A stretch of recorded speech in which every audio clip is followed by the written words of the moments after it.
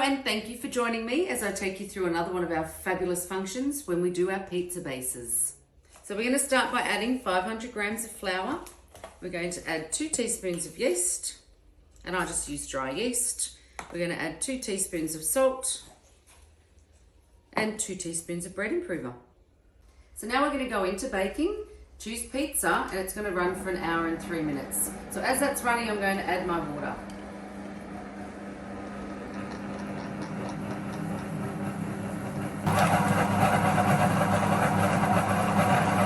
So now that our dough has formed and kneaded, the program's going to run for another hour to prove our dough is risen. We're ready to get it out and break it into 4 pizza bases.